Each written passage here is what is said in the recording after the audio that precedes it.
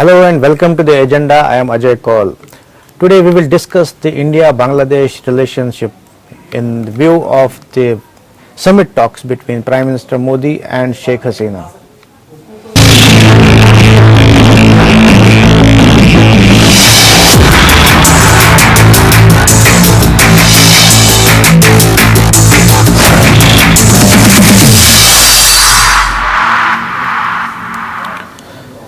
Prime Minister Narendra Modi and his Bangladesh counterpart Sheikh Hasina today held a summit virtually, during which both leaders expressed commitment to take the relationship forward. A rail link between Haldibarri in West Bengal and Chilhati in Bangladesh was also inaugurated on the occasion alongside the signing of 7 pacts.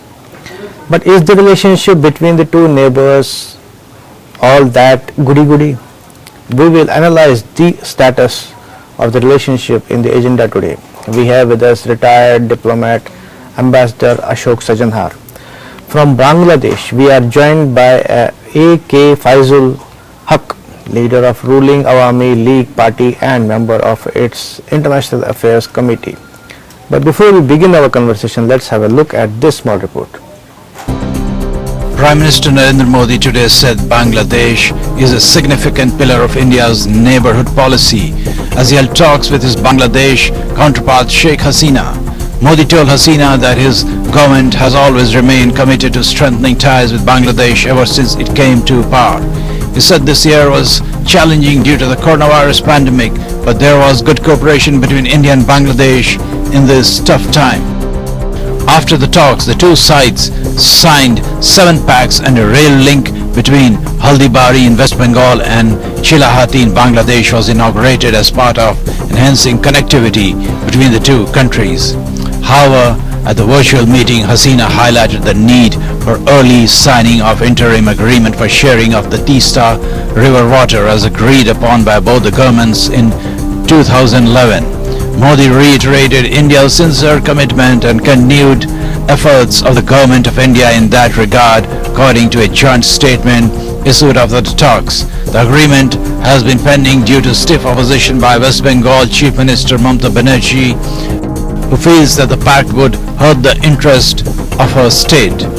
The two sides also emphasized simplifying people-to-people movement between the two countries. The Bangladesh side requested for early implementation of India's commitment to remove remaining restrictions on entry-exit from land ports in India for Bangladeshis traveling on valid documents in a phased manner, beginning with checkpost at Akhaura in Tripura and Ghajadanga in West Bengal, the joint statement said. There are also issues related to bilateral trade which were flagged at the talks, particularly at a time when China is trying to expand its ingress in Bangladesh. Bureau report. Now let's welcome our guests Ambassador Sajanhar and Faizul Haq from Bangladesh. Welcome to the program, both of you, sir. Thank you. So let me first ask Ambassador Sajanhar. You saw the joint statement or joint remarks by the Prime Minister of the two countries where they talked about all things that connectivity, interconnectivity, and particularly Prime Minister mentioned about that Bangladesh is figures high in our first neighborhood policy. So what are your initial comments about this talks today? My initial comments are we are strategic partners.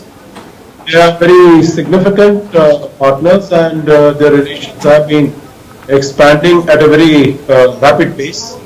As you mentioned, and as the Prime Minister stated in his remarks, that Bangladesh is a very integral element of the Neighbourhood First policy that was launched by Prime Minister Modi at the beginning of his first term. And since then, a large number of initiatives have been taken to bring the countries together. I think we need to realize that both countries are bound together by historical, cultural, civilizational, linguistic and religious links. And that is what really gives dynamism and strength to this bilateral partnership. Today you have said, there is this connectivity railway link, Chalahati-Haldwani link that was inaugurated in a virtual format. In fact, this is the fifth of the railway links Right. that used to exist before 1965. So this will promote cargo trade, cargo traffic, as also people-to-people trade, and of course there are so many other initiatives that were taken today. As you said, several agreements have been signed on the diverse area of subjects, and so the relationship is in being formed the golden phase of the bilateral ties. It's a role model for other countries as to what relations should be like. So okay, now let me ask the first comments from Mr. Faizul Haq. How do you see today's talks and the inauguration of the rail link, which, as Ambassador Sajjanar mentioned, is the fifth rail link, and about Prime Minister saying that Bangladesh figures high on our neighborhood first policy? Mr. Haq? Thank you very much. Yeah. And yes, and it's a pleasure to join you all here on this discussion.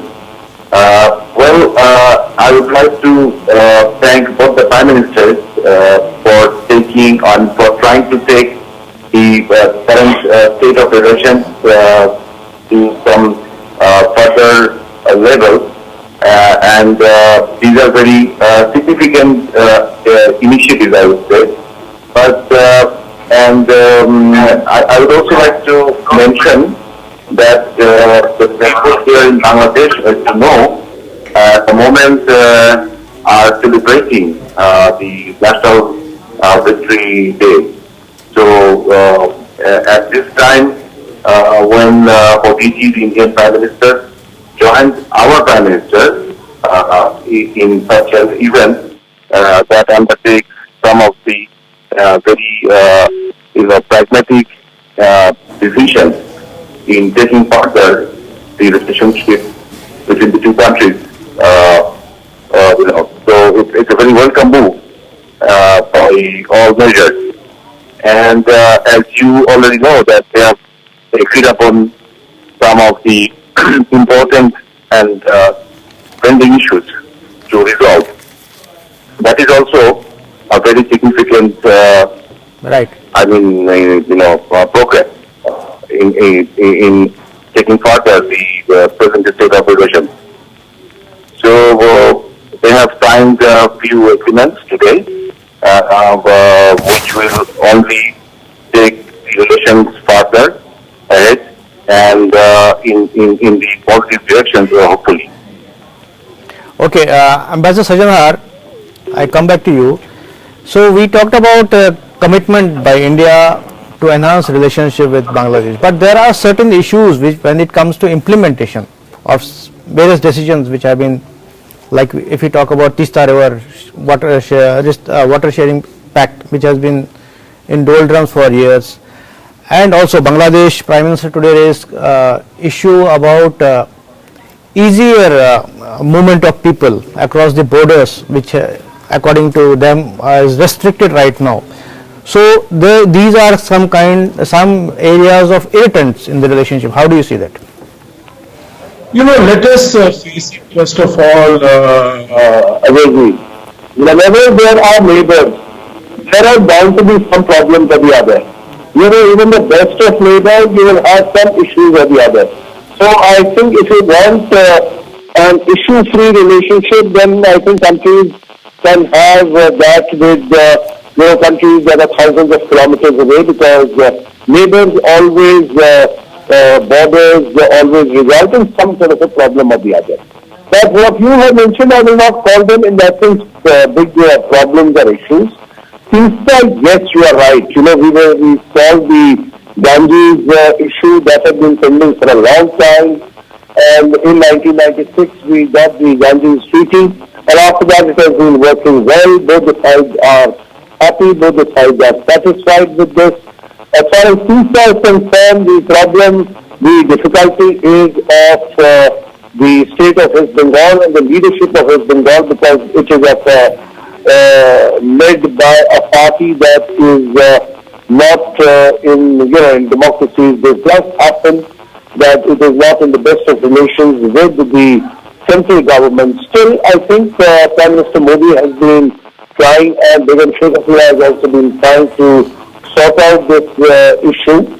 So hopefully sooner rather than later, I think Sheikh Hasina had also said that if anyone in India can sort out this issue, then it is Prime Minister Modi. And I think the sincerity and good faith of Prime Minister Modi has been demonstrated in more ways than one. As far as movement of people is concerned, I think there is considerable improvement, because when we are talking about what is the situation today, we should also look at what is the situation 10 years ago, what is the situation 5 years ago, what is the situation. Dr. Sajana, let me point out one important aspect in the joint statement today, which says that Bangladesh requested for early implementation of India's commitment to remove restrictions on entry-exit from land ports for Bangladeshis travelling on valid documents. So when we talked about increased connectivity, we are talking about launching of new routes for interconnectivity, but there are these issues when the Prime Minister of a country raises such issues. What do you say on that? Yeah, well, what I say is that there is, of course, it is not, the current situation is not the ideal. There is work that needs to be done. And I'm sure this issue which has been raised by the Bangladesh Prime Minister, I'm sure that is going to be looked at with the greatest of seriousness, and that corrective steps would also be taken. So maybe when we have our next conversation on India-Bangladesh relations in a couple of months' time, because the Prime Minister has been invited to visit Bangladesh in March 2021 to participate in the 50th anniversary of the Independence Day celebrations of Bangladesh. When we have a conversation on that occasion, then I'm sure you will find that this irritant is no longer there. Because I know that India is very sensitive to the problems and to the issues of concern as far as our neighbors are concerned, and they will definitely, all efforts will be made to remove that in the shortest possible time. Okay, Mr. Faizul Haq, you heard Ambassador Sajanhar that India is very sensitive towards the concerns or issues related to neighbors. What do you say on this? No, I couldn't hear properly. Can you repeat, please? No, I want to ask that. I mean, as you heard, Ambassador Sajanhar just now said that India is, there may be issues, and there are always issues between any two neighbors, and there may be issues related to connectivity or maybe free movement of people. But India is sensitive, as Ambassador Sajanhar says, India is sensitive to concerns of its neighbors and will be addressing those. What do you say on that? Well, you see, connectivity between the two countries, and especially on a more liberal, level, is what the Bangladeshi people here look for. Because perhaps you know already that hundreds of thousands of people every year visit India from Bangladesh on matters of personal healthcare, trade, and other things. But the opening up of also the border hubs and the border markets have been in recent times, I would say, one of the good initiatives. But there are some other realities. I must not forget that India has been cautious probably for that because India has also some issues along the borders, and as you know, there are some border killings also from time to time, which sends a very negative vibe in Bangladesh, because even though both the authorities on border control have tried to bring it down or reduce the number of border killings, have not fully been successful. Even day before yesterday, there has been one such occurrence, which has sent a very negative vibe across Bangladesh. And these are news that hit the headlines also immediately. So I think India and authorities should take these incidents very seriously into consideration. But And Mr. that way things can change. Yeah, Mr. Haq, as And you, yeah, there has please. been also, Yeah, carry on. let me finish. Yeah. One of the concerns still remains is the if you recall the Felani, the much talked about Felani incident, that she was shot at and killed at the border in North Bengal, and her body was lying on the fence, and the Indian authorities have tried some of the convicts, but the verdict is yet to come out. So they expect here in Bangladesh at least a minimum verdict and minimum justice to be dispensed to the convicts, and that way this can actually dramatically change the perception that the people in Bangladesh have towards Indian authorities. Not to the people, I would say. What is the perception you are talking about? What is the perception that Bangladeshi people of Bangladesh have? There has been actually some sort of negative perception that Indian authorities do not take these issues very seriously as far as Bangladesh people's interests or concerns are in place, because the Felani case that I just cited happens to be one of the burning issues that still remains to be settled and seen. Justice is yet to be seen, given to the convicts and to the bereaved family here in Bangladesh. But as you say that there is negative perception about India or negative image, but India has been reaching out in all respects to Bangladesh. I mean, trying to address all issues and reaching out, in fact, to Bangladesh. Then why this negative perception? I would clarify it. Well, I would clarify that in this way, that India happens to be our biggest neighbor, and India, it is also a historical fact that India has helped Bangladesh achieve its independence in 1971 by helping Bangladesh in all possible manner it could. And the people here unconditionally respect the role played by Srimati Indira Gandhi and the government of Congress and other all politicians who unconditionally extended their support in 1971.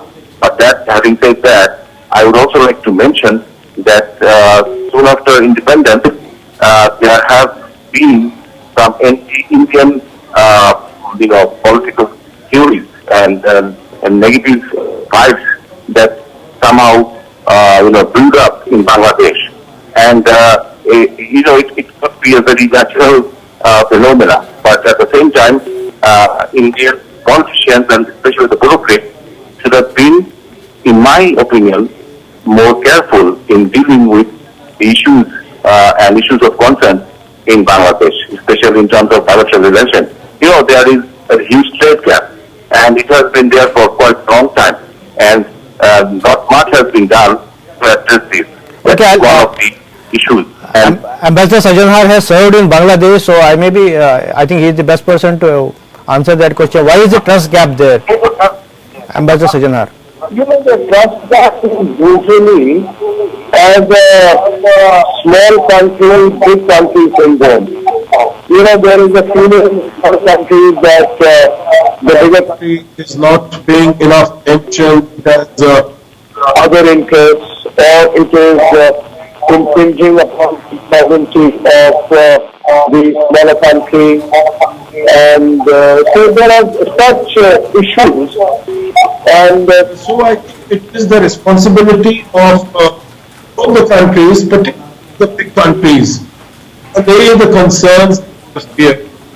But there is also a reason, particularly as far as Bangladesh is concerned. because there are parties, like BNP, like Jamaat Islami, those who are more closely aligned with Pakistan, so they are natural, have a natural affinity towards Pakistan, so a natural anathema as far as India is concerned. So, when there is a small country, big country syndrome, then anti-Indianism becomes a very important and a very attractive way to reach out to the common people, to the voters. And many a times then it becomes competitive anti-Indianism. All parties want to be more anti-Indian than the other, so to say. But this is what I was saying, that Sheikh Hasina has acted a very statesman-like manner, that she has not allowed this anti-Indianism to, cloud her in her actions. He has realized that good with India is going to be beneficial both for Bangladesh as well as for India, as well as for peace, not prosperity and peace. And you can see that it has both sides. Investments that are from India, that has been significant in terms of trade has gone up. I agree with what Mr. Faldu has. Okay, I think we lost connection. posted in Bangladesh many decades ago. In fact, in the early 80s, I posted there. At that time, also a huge imbalance.